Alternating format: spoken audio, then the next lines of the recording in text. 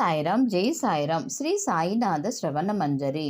భక్తులకు పవిత్రం చేయు గంగా నదివి నీవు. మాయా ప్రపంచములో మునిగిపోతున్న వారిని తీరానికి చేర్చు నావ కూడా నీవే. భయభీతులకు అభయాన్ని ప్రసాదించు ఆశ్రయానివి నీవు. సృష్టికి మూల కారణుడవు నీవు. ఓ దయామయ, నీవు నిర్మూల చైతన్యం. ఈ సృష్టి విలాసమంతా నీదే. నీవు పరబ్రహ్మ స్వరూపం. అజ్ఞానం వలన కలుగు జనన మరణాలు నిన్నంటవు.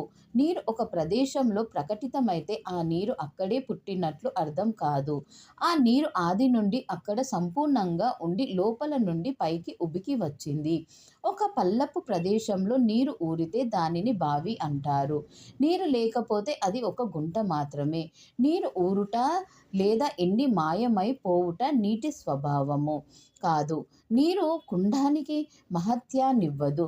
కుండానికి నీటి కంటే ఎక్కువ గర్వం. అందువలనే నీరు ఎండిపోయినప్పుడు అది దీన అవస్థను పొందుతుంది.